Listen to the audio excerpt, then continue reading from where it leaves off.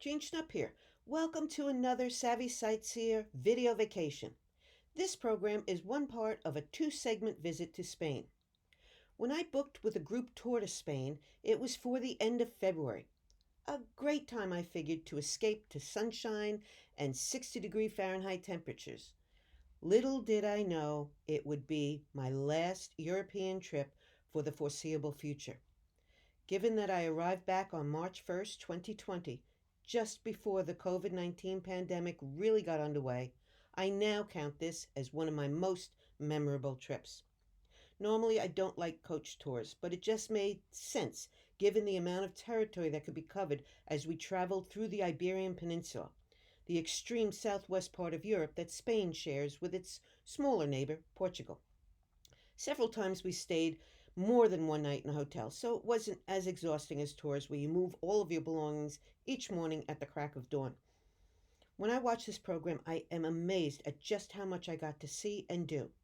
We started in the country's capital, Madrid, then moved south and west through La Mancha territory to Cordoba and Seville, or Sevilla, before heading off to Granada and Valencia and then winding down in Barcelona, or Barcelona, on the Mediterranean coast. Equally impressive is how much history and culture varied with each town, not to mention their mouth-watering dishes like a chicken paella I made at a cooking school. Unfortunately, there's only so much that can fit into a program, so I decided to split this destination to give you a richer experience, rather than cut each city's offering to the bare bones. Still, each is so jam-packed you will need to buckle up for this whirlwind tour of southwest Spain and the beautiful cities of Madrid, Cordoba, and Seville. I apologize in advance for any pronunciation mishaps. Whenever feasible or practical, I put the Spanish name on the slides to sort of minimize any damage I might do to the language. Remember, the pictures and stories you'll see and hear on this program are only the tip of the iceberg. Many more beautiful scenes are posted to my website. Well, like the Spanish explorers who sailed to the Americas, it's Americans' turn to explore their country. Cinderella may have had a crystal glass slipper, but Madrid has a crystal palace. A highlight of the city's counterpart to our Central Park, their Park Retiro, is the stunning Palacio de Cristal. Erected in 1887, the pavilion was based on the Crystal Palace built in London for the Great Exhibition in 1851. This one was designed specifically, though, to showcase tropical plants for the Philippines Exposition of 1887. Intricate ceramics weave around the palace's ironwork, creating a magnificent birdcage aesthetic. At its highest point, atop the majestic domed roof, is its cupola, 72 feet up. Today, the palace is used almost exclusively as a venue for special art exhibits. In 2020, the main show was called The Keys to the Kingdom and was created by musician and plastic artist Hassan Khan, who used songs, flags, glass sculptures, digital murals, and other media to provoke questions, he said, about today's political environments.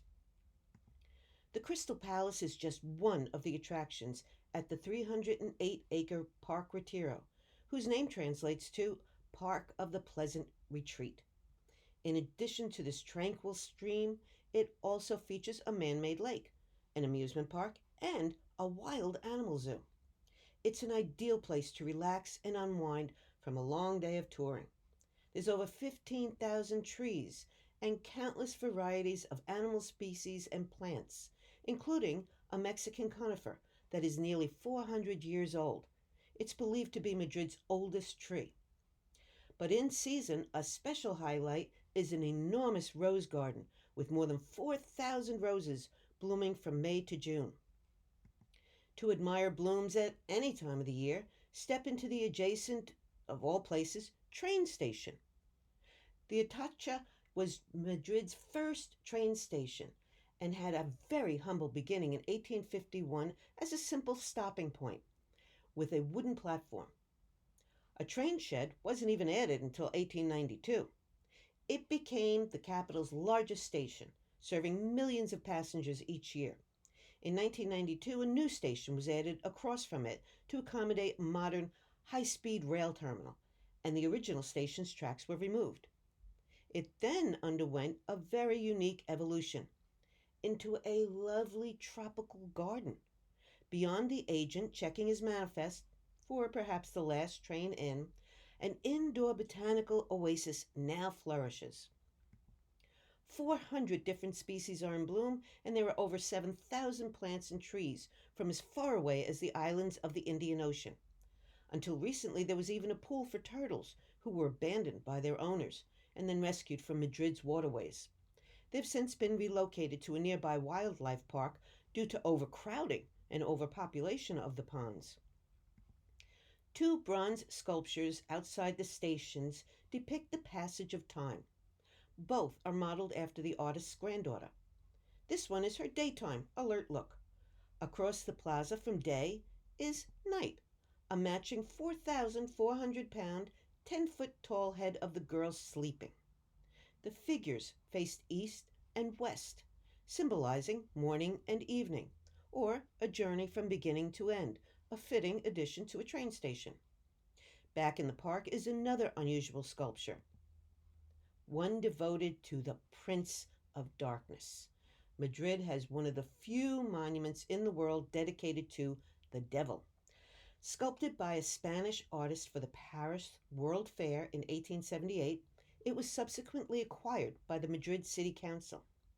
The aptly named Fallen Angel, curiously enough, sits at 666 meters above sea level. A more standard tribute to royalty is this monument to Alfonso XII, a tribute to a very popular monarch who ruled from 1874 to 1885. It's one of the most visited places in the park. In 1902, a national contest was held to design a monument for the ruler who had been dubbed the Peacemaker. The winning design was a semicircular 282-foot-long colonnade surrounding a tower on which an equestrian statue of the emperor rises more than 98 feet. During his reign as King of Spain, Alfonso consolidated the monarchy, and government institutions were stabilized. At his feet, there are statues embodying peace, freedom, and progress. More than 20 sculptors worked on the colonnade. Coats of arms of different Spanish provinces, as well as scenes of typical professions of the region, adorn the semicircle. A pride of lions guard the statue above steps leading down to a lake. In addition to representing the Spanish kingdom of Leon, the lion is a popular symbol of royalty and is typically associated with majesty, strength, courage, justice, and military might. They are also powerfully portrayed at a nearby square. Called the Cibeles Fountain, it is one of the city's most famous landmarks and one of its grandest sculptures at 26 feet tall and 105 feet in diameter. It was built in 1782 under the orders of King Carlos III and depicts Cybele, the great mother of the gods and Roman goddess of fertility. She commands a chariot drawn by two lions. In her hands, she holds a scepter and the keys to the city. It is decorative but has also been functional, once providing water for the official water carriers who would deliver it to the houses, as well as for the general public. And it was even used by the cavalry as a water stop for their horses.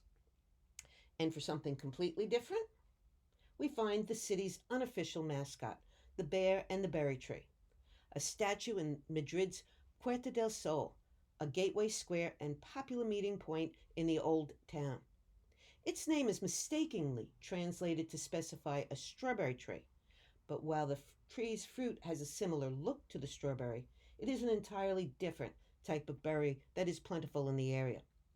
Locals consider him a talisman and rub his tail or paw for luck, leaving behind shiny spots on his black coat. Of course, the most impressive structure in Madrid is the Royal Palace. It is huge, the largest in Western Europe by floor space, nearly 1.5 million square feet. That's roughly double the size of Buckingham Palace.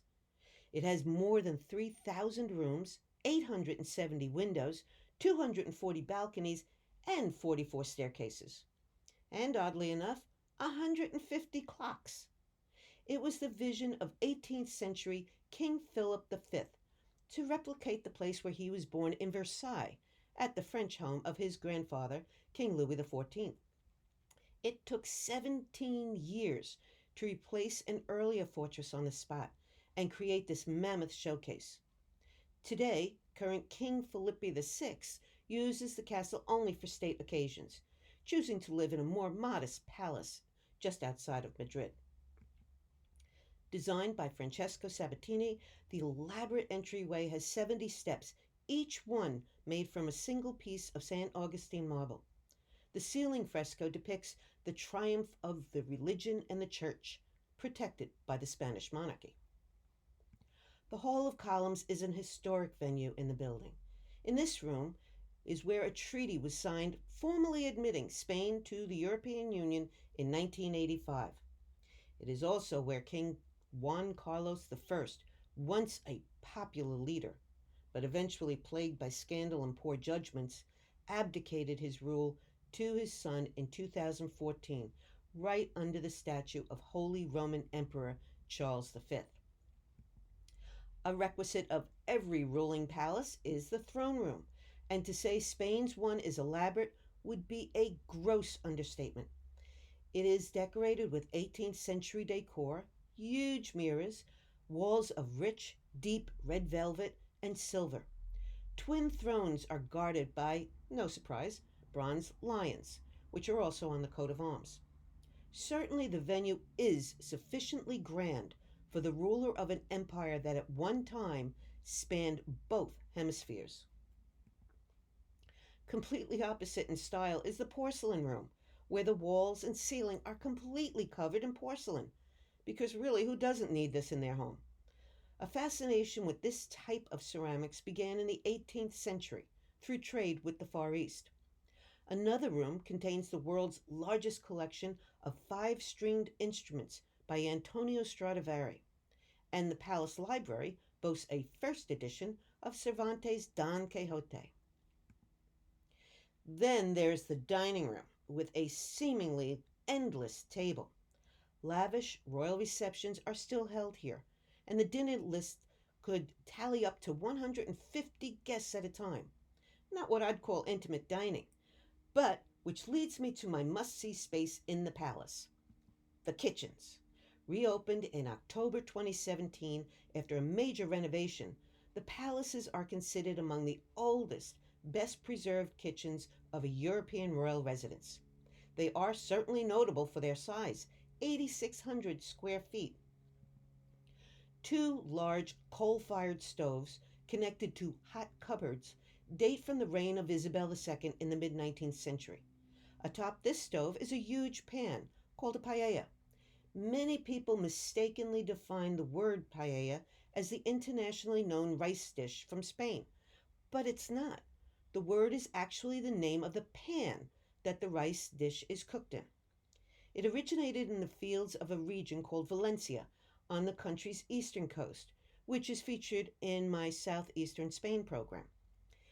Farm workers would gather for a communal midday meal.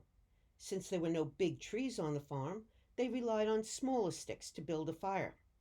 It wasn't as hot, though, as a large wood fire, so they used a pan that was wider to heat evenly and faster for a simple rice dish, using whatever ingredients were readily available. Unlike today, original paella didn't include shellfish. Each worker had his own spoon, and they all ate directly from the pan. Today, the dish paella is made in every region of Spain, using just about any ingredient that goes well with rice.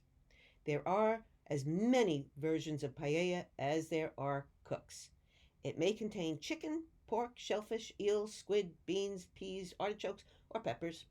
Saffron, the spice that also turns the rice a wonderful golden color, is, however, an essential part of the dish everywhere. I had a hand in making this modern version of chicken paella at a cooking class in Triana, Seville. I can tell you, it was delicious. But I digress. Back to the royal kitchens. A variety of tools of the trade are needed to create elegant royal dining experiences. Here, rooms are full of molds, piping, and decoration tools for imperial worthy chocolates, desserts, and pastry that would grace royal tables at banquets then and now.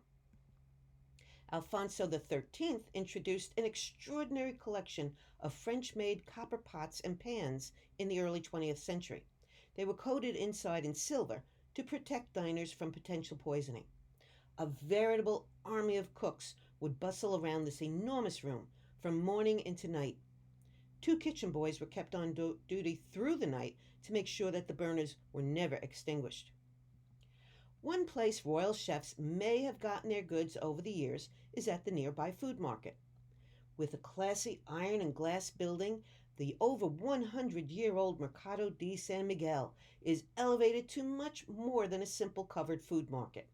Fresh ingredients are brought in each day from all over Spain, offering Madrid shoppers access to a wide variety of regional flavors, and it's considered a culinary cultural center. In 2000, it was declared a property of cultural interest. Some go so far as to call it a gastronomic temple, with 33 vendors selling food such as fish, meat, pasta, tapas, beer, cocktails, etc. Additionally, there are also a few cafes, bars, and mini restaurants offering specialty foods and drink. Venturing south from Madrid to our next stop at Cordoba, we pass through the countryside known as La Mancha. It is a term familiar to most and prompts thoughts of the flawed Cervantes character of Don Quixote. In the 17th century novel, a questionably delusional Quixote roams the Central Plains region of La Mancha in search of great adventures as an anachronistic medieval knight. Along the way, he mistakes windmills, like the three-story chunky white ones here in the town of Consuegra, as giant human adversaries, and he rages against them. His name added a word to our vocabulary, quixotic, meaning exceedingly idealistic, unrealistic, and impractical. Windmills are still prominent throughout the Spanish countryside, though not like those three-story chunky white ones we just saw that were used to mill flour. Now, sleek 328-foot tall wind turbines don't grind grain, but rather generate energy. Spain ranks fifth in the world for wind power production, much of which comes from the La Mancha region. At one time, Cordoba, about 4 hours south of Madrid, was the world's largest city, counting about 1 million residents. It was founded by the Romans as a port city of great importance, used for shipping Spanish olive oil, wine, and wheat back to ancient Rome. But today it is better known for what happens there in the spring. Each May, the town holds a 2-week festival and competition for who has the most beautiful patio. From Roman to modern times, the town's enclosed patios or courtyards have offered welcome relief from heat building up indoors. They are essentially outdoor living rooms that have evolved over time to be quite elaborate, with ornate ironwork grills, colorful and fragrant flowers, fountains, and even birds. Usually these are for the enjoyment only of the homeowner and guests, but during the festival, about 50 are open to the public. Not really prepared for what I'd find behind that white stucco and little arched doorway, I was fascinated with this home architectural style found all over Spain. An open air courtyard completely enclosed within a house's walls, and generally invisible from the street. The Festival of the Patios, which started in 1918, is such a unique feature of the town that UNESCO added it to its list of intangible cultural heritage of humanity sites.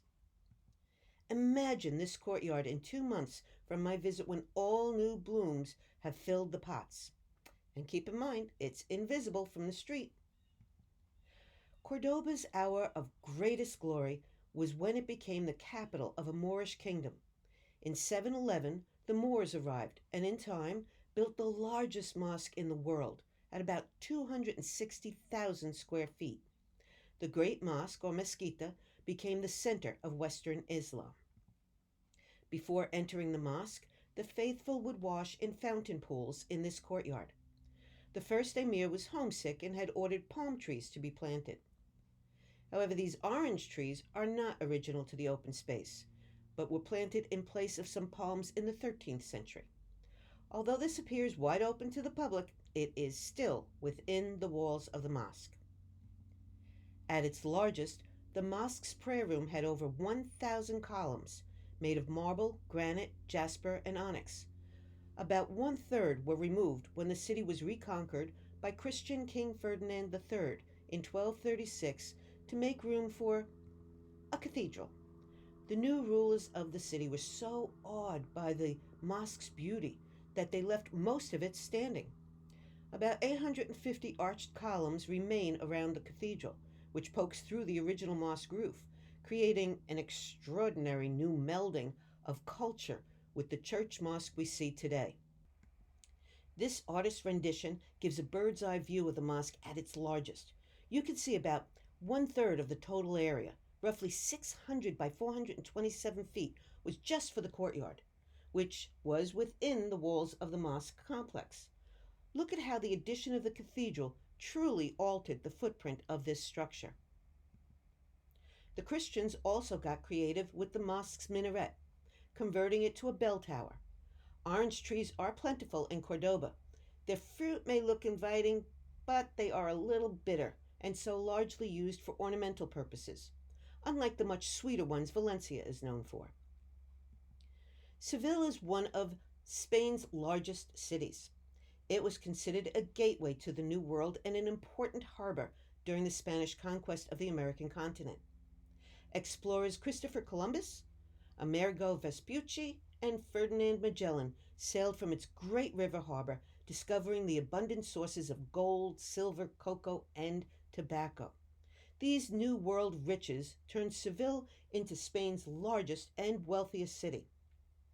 This gold tower was the point from which Magellan set sail in the early 1500s for the first circumnavigation of the Earth. During the invasion of the Americas, it is said that the tower was used to house gold plundered from the Mayans and Incas. Today, Seville is the capital of Spain's southern region called Andalusia.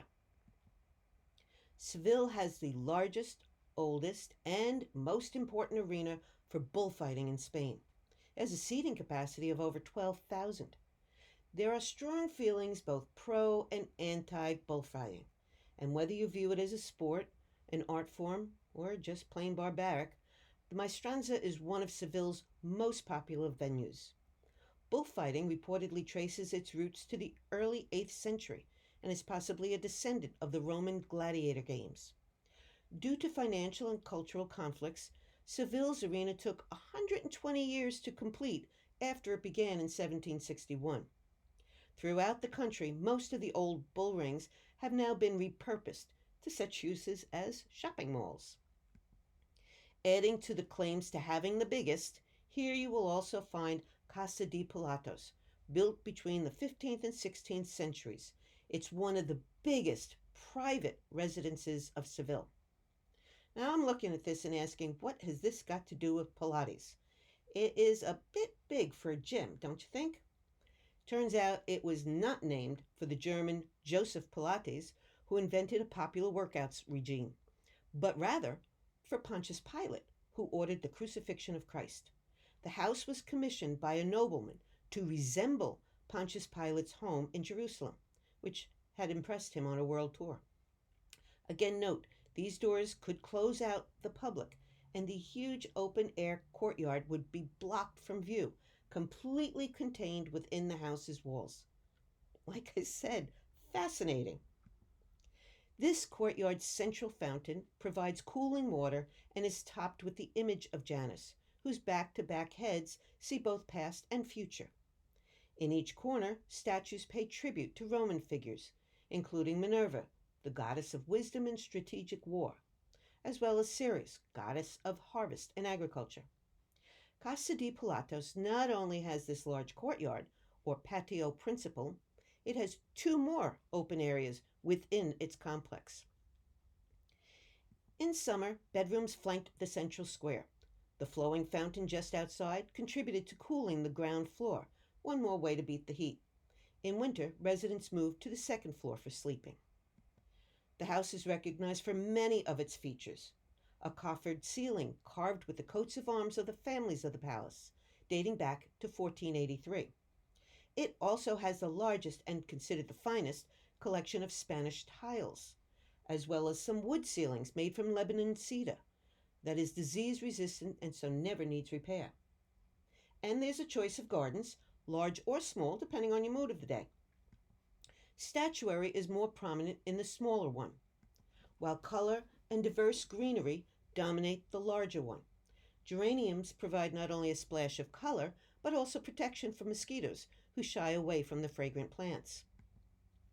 Rounding out the list of Seville's extremes are the mushrooms, also known as metropole parasol or las setas, which is Spanish for mushrooms. The 500 by 230-foot undulating structure certainly fulfilled the criteria of a contest to rework a town square to demonstrate Seville's, quote, role as one of the world's most fascinating cultural destinations. German architect J. Mayer H., a Princeton alum, won the competition in 2004 to design the innovative four-story structure. The complex includes an underground archaeological site of Roman ruins, above which are a farmer's market, shops, bars, and restaurants. But the star feature is the terrace level, high above at about 85 feet, with fabulous views of the city. Originally budgeted at €50 million, the world's largest wooden structure ran over cost by nearly double by the time it was finished in 2011. Laminated timber and steel form waffle-like canopies, like parasols, with walkways underneath. The architect says he was inspired by an image of neighboring ficus trees and says the parasols grow out of the underground excavation site into a contemporary landmark, firmly bridging the city's past with its future. Another intended effect, he said, was to create a sort of cathedral without walls. Mayer says he chose wood as the ultimate environmentally friendly material. It's renewable, avoids greenhouse emissions, and locks in carbon. Not everyone appreciates his aesthetic vision, though. And like the Eiffel Tower in Paris, the mushrooms are a love it or hate it venue by locals. To compare it with a real ficus, a nearby square is a great spot to take a shade break, under the mammoth tree in nearby Maria Luisa Park. Originally a private green space for royals, the 84-acre park was gifted to the city by the Infanta Maria Luisa in May of 1893. By the way, an infanta is a daughter of the ruling monarch of Spain or Portugal, especially the eldest daughter, who is not heir to the throne. Dotted throughout the park are impressive sculptures. Seated in her garden domain, the park's namesake, Maria Luisa Fernanda, is immortalized in bronze. If you hit it lucky, you may come upon some live entertainment in the park.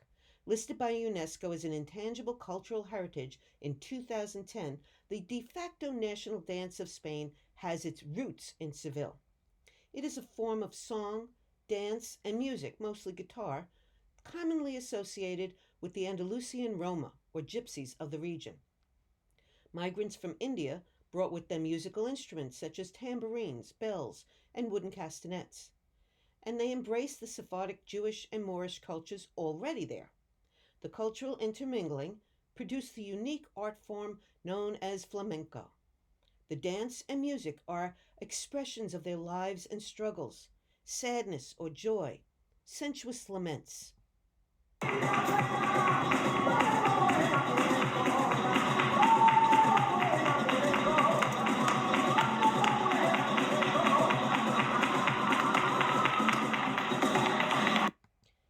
Certainly embodies a lot of energy in that. Also, relating to the sensuous laments is this dramatic, multifaceted sculpture. Next to the marble bust of Spanish Romantic poet Gustavo Bécquer, 3 women sit below Cupid. They relate the stages of romance, from left to right, lost love, hopeful love, and possessed love. On the other side of the poet is a bronze hurt love, represented by a fallen angel with his wings broken and a dagger stuck in his torso. A grand showpiece of the park is the Plaza de España, bordered by a massive, nearly 600-foot long semicircular brick building. It's said to offer an embrace for all who visit.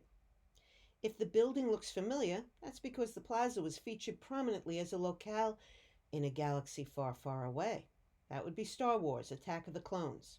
Stars Anakin and Padme stroll across the square under the porticos. It was also a backdrop for Lawrence of Arabia. The plaza was built for the Ibero-American Exhibition of 1929, an event to promote relationships between Spain, Latin America, the U.S., Portugal, and Brazil. The building is surrounded by 48 small pavilions, each dedicated to a province of Spain and decorated in intricately illustrated ceramic tiles that demonstrate the city's industrial and craft capabilities. Here, yet again, Cervantes' poor fabled character rails at the windmills of Spain's La Mancha region, believing them still to be giants he needed to vanquish. Running through the 12-acre complex is a canal, crossed by 4 elegantly curved bridges, each relating to the ancient Spanish kingdoms of Castile, Navarre, Aragon, and Leon. Colorful tiles and artwork give the architecture an exquisitely delicate look. Up close, you can see the enormous amount of detailed handiwork incorporated in the local tile. Seville is recognized as the center of this art form. Ceramic tiles, called azulejos, from the Arabic word for little stone, are painted and glazed tiles used to decorate every surface, including the undersides of balconies and walls of houses, as you saw at the plaza and in Casa Pilatos. The center of the ceramics industry since Roman days had been in the Seville neighborhood of Triana, where there's easy access to the rich clay of the Guadalquivir River. In Moorish times, the arts of painting and glazing tiles really got going. Prohibited from depicting living things, it was the Moors who created the abstract geometric designs that are still common today. Triana's history of pottery tradition is explored at this museum, located in a ceramics factory that was started in the late medieval era. Whole generations of masters, molders, painters, etc. produced countless vases and tiles that won Triana tile world fame. Artisans are still turning out beautiful tiles and ceramics, carrying on a long tradition of craftsmanship. Although by no means the largest of Seville's buildings, this one really caught my attention. On the very edge of a super busy convergence of roadways is the Queen's Sewing Box, a small hexagonal castle with turrets and horizontal striping of red and white. Built late in the 19th century, it really stands out at the ultra-modern crossroad with so many vehicles whizzing by that it was hard to get a clear picture. A popular legend holds that it was being constructed as a retreat for a queen to do her sewing and such in peace. However, always in poor health, she reportedly died of typhus before it was built. The fanciful name and story, though, live on.